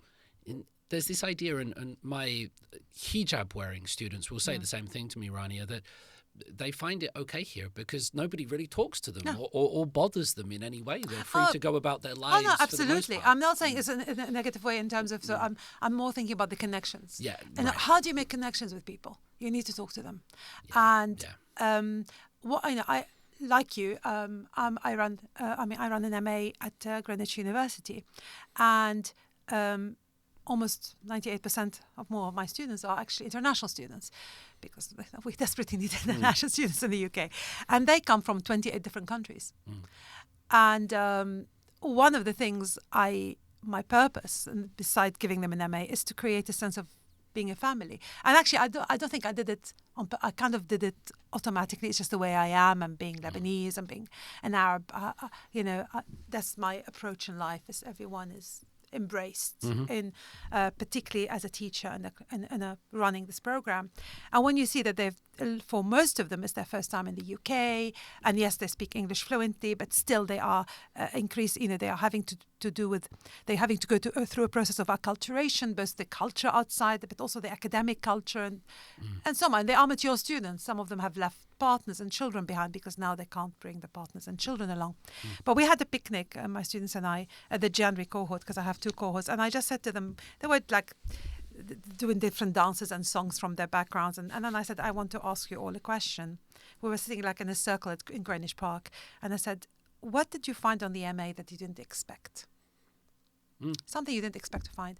Several of them said friendship, and again, few of them said love. And yes, I hope they also get a lot of rigorous academic knowledge and tough stuff. But there is a sense of I love the fact that I look at my students, and you've got the one from Sri Lanka with the one from Ghana with the one from Nepal, and they're all having a laugh, and they hugging each other, and they're taking selfies, and even now I'm talking to you, I get goosebumps. Creating that space where people that would never have met each other are not just meeting but making connections is just so precious. And I really hope that particularly in universities, more of this happens. It's not about, I'm wearing hijab, don't bother me. It doesn't bother. I wore hijab for 39 years. I was never bothered. It didn't bother me, even if people called me a raghead, like they did. I laughed. It was just okay, fine, call me whatever. It's no big deal. But there is something about also feeling included, feeling seen. And I wonder whether they feel seen, or maybe they don't want to be seen. And how can we even begin to create this connection and this conversation, this dialogue, if we're not just looking at each other and literally. If that's the goal, what are some concrete steps that can be taken towards achieving that, Rania? Because you do it so well. Whether it's in the streets, on the subway, or in the classroom, what are steps people can take or should take in order to foster community, connection, togetherness? Start again with the schools. Start with the primary schools. Go on to the secondary schools. Deal with any bullying issue that arise from the othering, the in-group and the out-group. Deal with those things. Look at a curriculum that looks back in history as well as beyond what you have now. Korea is playing a very important role in the world right now. And I'm not talking economics, I'm talking culturally. And whether Koreans like it or not, the world's looking at them and thinks they know them from the K-dramas and the films. We don't. And but it's not a negative gaze. What Korea is getting is a very loving gaze from a lot of people. And I don't mean gays, G-A-Y-S people, although there are lots of wonderful loving gays there as well. I mean G-A-Z-E. Sorry, David. There are lots of loving gays into K-pop and K-culture. Yeah. I know. Yeah. Which is great. Still not reflected in K-dramas. Still, the thing that we should not be named almost in K-dramas. So I think Korea has a chance. Korea is in a position, and this is brilliant, to really. It has a direct line into people's psyches, into people's minds, into people's sitting rooms, into people's, it has a direct line. This is soft power. I mean, forget soft power. This is really good power. This is your chance to give something out, but also take something in. Embrace those who want to come in. Be more interested in the world. There's a lot out there that would really, we learn by coming to different places, by learning about different countries, different ways of people do things, we might reflect, as I said, nothing human is alien to us. We might reflect on how we could do it differently or how well we do it. Or we could tell people about how well we do, or we could learn something from a community, I don't know, in a little village in Kenya. We could learn something from that. There is the interaction with the people. And I think maybe because being Lebanese and being in a country that always looked outwards and people who always got on boats and literally traveled the world. And by the way, there are far more Lebanese outside. I mean, I think there's something like 14 million Lebanese around the world and only 4 million in Lebanon. So if we all went back to Lebanon, it would sink. The country couldn't even take us. So I think we were always outward looking. And I think it really enriched us. And I think that Koreans and Korea have the potential to open that bag and, just be a little bit more interested. But also realize that there are things they could tell the world if they wanted to. They have it all there. They have the pop, they have the drama, they have the K-beauty even. They have all of it. I wonder how much living under dictatorship and oppression has affected their, as well as Confucianism, because the cultural background, but living through a society where saying the wrong thing could get you in trouble, could get the police knocking on your door. I'm an Arab. Getting taken away to Namsan. It wasn't ever quite as bad as North Korea here, but it was a military dictatorship where people were quiet about voicing political opinions, and it was only in 1989 that they could travel abroad for the first time. And you still see I think the ripple effects of that today with talking about politics. So perhaps it's a slow awakening of the mind or the awareness that you can. And I would also add into that perhaps the effects of cancel culture and West having different ideas that when they do a K-pop song, they're all of a sudden in trouble with queer baiting and cultural appropriation. And Koreans have no idea what this is, and they're being told their music videos are now immoral or unacceptable. So I think there's a plethora of different I think there inputs. are different things, but back to traveling abroad, one of the things I did not know is how many Korean men worked in the Arab world, particularly in the Gulf, and also in North Africa, like Libya. And actually, there's a museum of Korean development, which is in that little road behind one of the palaces. I love that little road. Museum no one knows about, because I went there and it's 4 floors and I was the only person there. And it's literally all about the kind of the development of Korea. And in it was like one of the moon jars, but inscribed with Arabic, which Muammar al-Gaddafi had given as a present.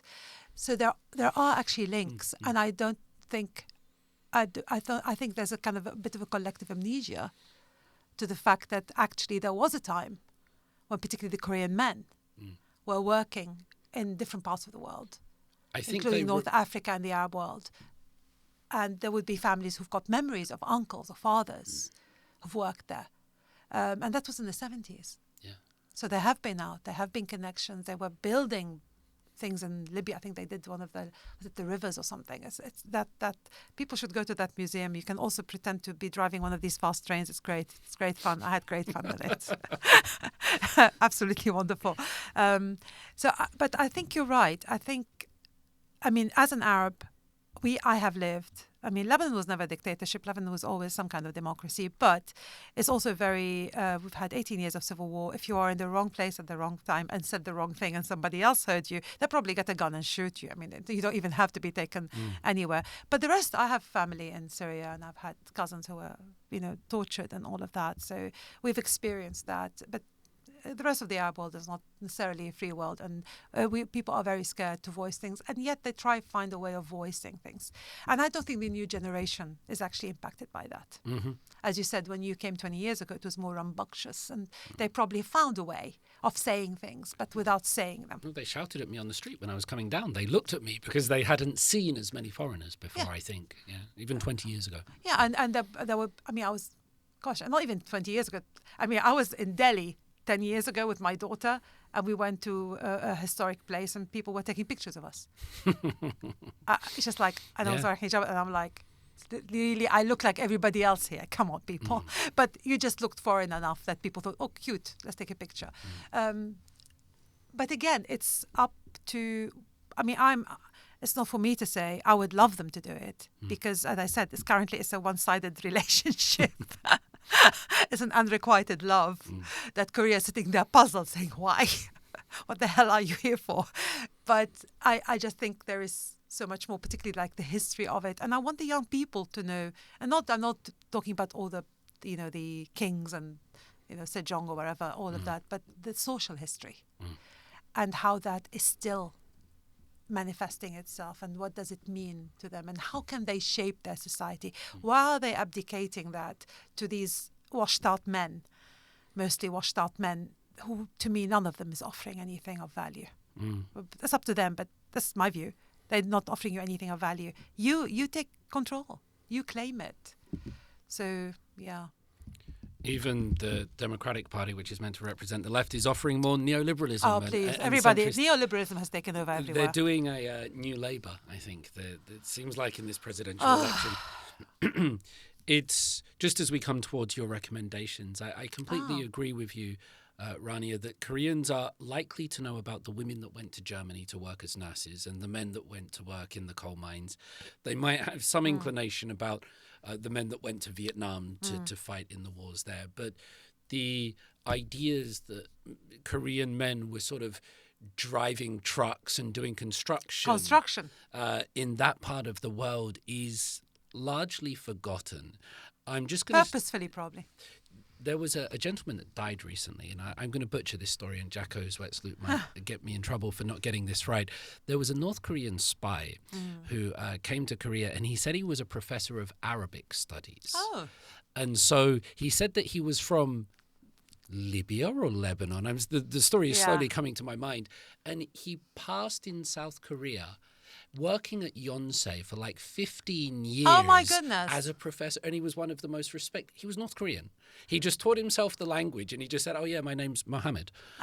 Sorry. I could do that. He got away with it for 15 years. Yeah. He got away with it for 15 years because there was so much they were like, "Okay, you look a bit familiar, but you must be legit," and he got away with it here for the longest time. So I have a chance, huh? Yeah. And I'm a genuine Arab as well. I mean, I'm Lebanese, not lesbian Lebanese, but that's another joke. But back to I just remembered. Something I was. It's about. Sorry, I remembered it and then I've forgotten it. Sorry, go ahead, because there was something in my mind I was just about to say. And I forgot if you remember it, let's go towards your recommendations, and if you do it, because obviously you're incredibly well read. You've already sent me some music I listened to last night on the way home from pizza and wine. So for the listeners, Rania, some recommendations. Okay, so I thought, because that's the one thing I knew that you were going to ask me to do, and I kept thinking, oh my God, I don't have enough time. What is it that people in Korea might give them some inkling about being Lebanese? And actually, two people with the same surname, but I don't think they're related, and both are Lebanese, but mostly reside in France. So I will start with a book recommendation or any books by this person. So it's Amin Maalouf, who's currently the president of the l'Académie Française, the first Lebanese French president of the Académie Française, if you don't mind. You look so proud. I am. The one thing I was going to say, sorry, I just remembered. So it's about soju. In Kaesong, where soju was introduced by the Mongols, by the Mongols or Mongolians, wherever, it's called the ara'ju. And the reason is what we call it in Lebanon, ara', because they learned it from the Levant and they brought it to Korea. So I like that connection. That although I never drank ara', but I think it's aniseed based. But anyway, it's the same distillation. But apparently to this day, so this little place, which is now in North Korea, is still called ara'ju. And Ji-hoon can confirm that, by the way. Have you ever drunk soju? Oh, okay, pass. Let's go to. I didn't realise that was going to be a question. Sorry. It's the first one to trip you up. I know it has tripped me up. I had a little sip once. I didn't think anything. I just had to, but sorry, I'm not supposed to. Sorry. Yeah. Mistake. I shouldn't have done it. But no, it's just a little sip. I didn't think anything. But I haven't drunk ara. So I'm Lebanese, and I'm actually, no, I tell a lie.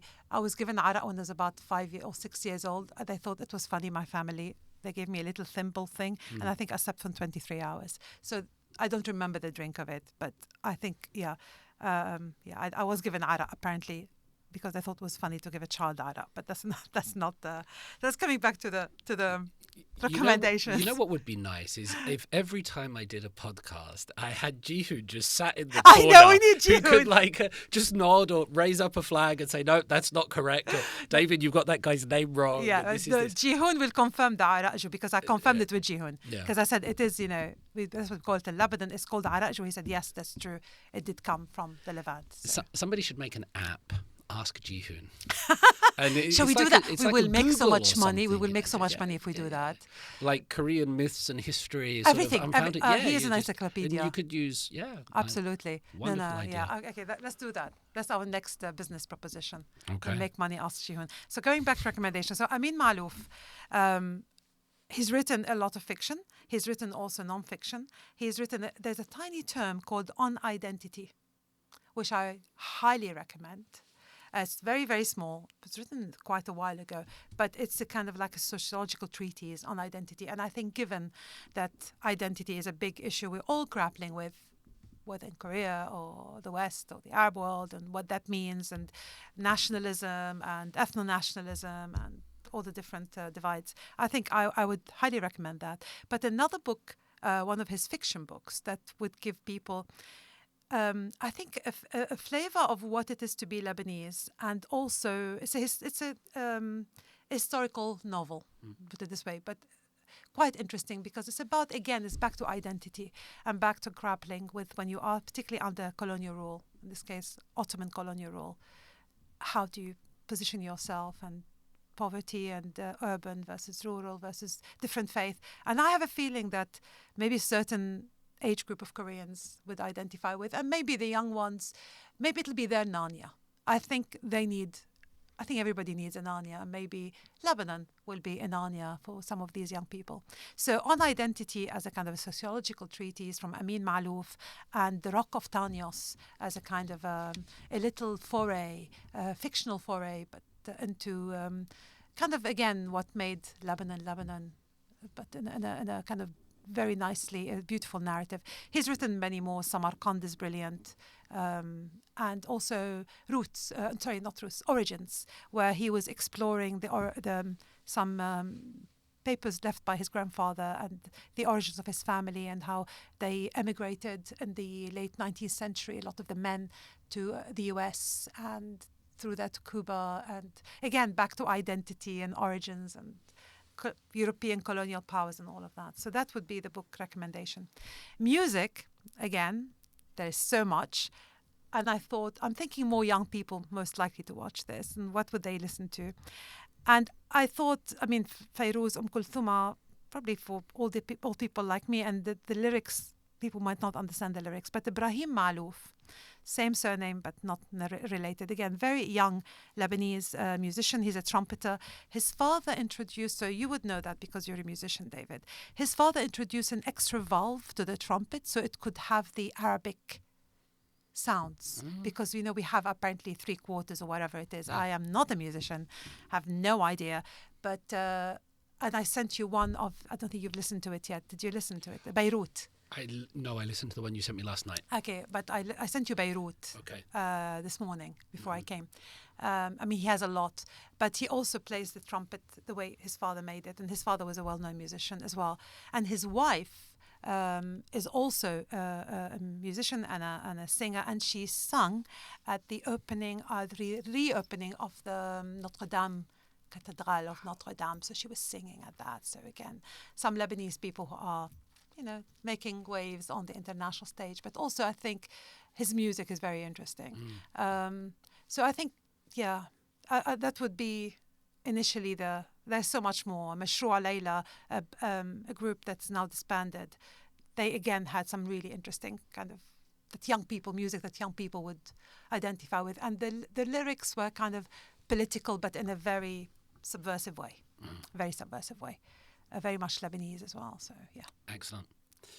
You said that you were worried before coming on here. I was very worried. I think you've been one of the most eloquent and charismatic guest that I've had to sit opposite from while doing this, because it's not easy, but you speak with so much passion, but alongside that, the depth, the knowledge, the theoretical understanding, and then combined with a sense of genuine empathy in which, as you quoted earlier, nothing in the world that is human is alien to me. Nothing in the world is human is alien to any of us. And if I leave anybody with this, is that, show up to every human as your genuine self and recognize that other humanity in them. Doesn't matter where, doesn't matter who. Nationalism, national identity, it's interesting as a story we tell ourselves. I'm Lebanese, I'm wearing the cedar tree. To me, it's not to say I'm different to all of you. I just have this interesting little story in my background, which I really celebrate, but it's also inclusive. It's not one that actually means I'm putting up a barrier. So it's beautiful to be able to use these stories to discover more about ourselves. So the thing about discovering inside, it's not inside you need to look inside other people. It's far more interesting. You learn far more. Agreed. Thank you. It's a pleasure. Thank you so much for asking me. Thank you, Rania.